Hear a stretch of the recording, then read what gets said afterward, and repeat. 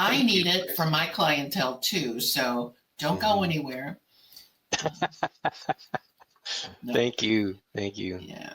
So, Stephen, tell us about your books that you've written.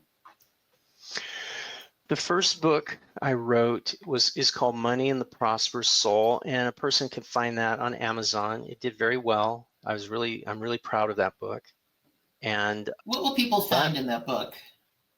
What do they find in it? Yeah, why would they read it? Yeah, great question. So I talk about money generally. I'm not, in that book, I'm not giving coaching or advice about money. I'm talking about how money is a spiritual power. And power always exaggerates in any form. It exaggerates whatever it touches.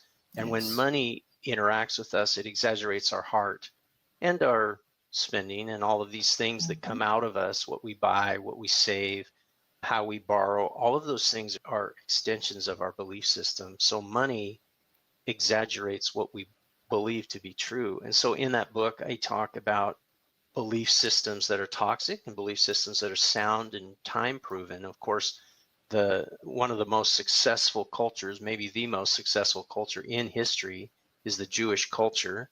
So that would pull us into what do they think about money?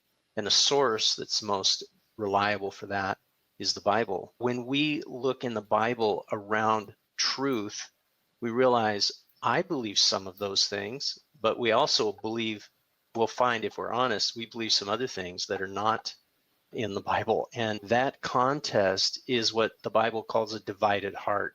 When we believe two different versions of an idea, that creates a dissonance or a competition between the two parts of our heart.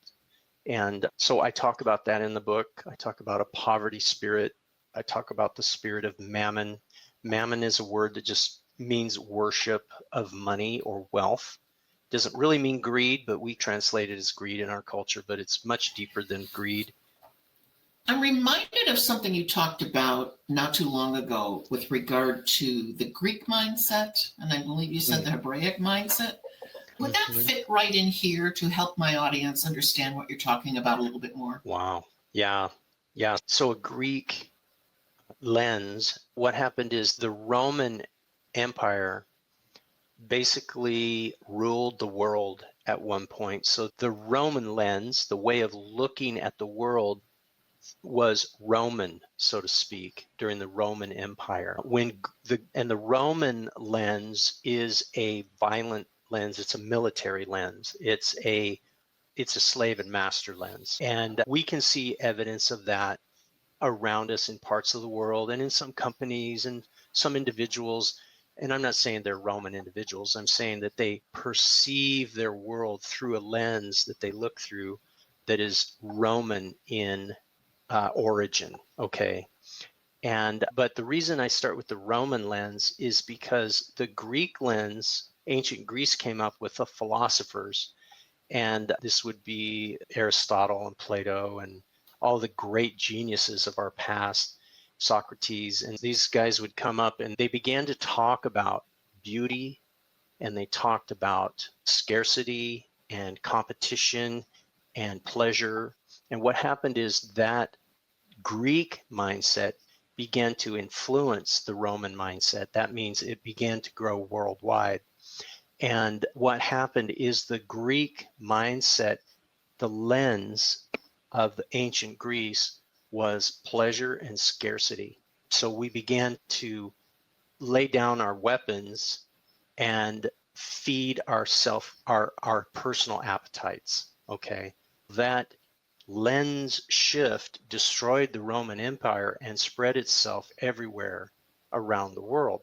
And there's so much of that going on nowadays, everywhere you look. Everywhere you look, the decadence and self-gratification. And we see it, obviously you see it around our decisions in spending individually. We don't walk around with this thought that, geez, am I going Greek today or am I going Roman? Right.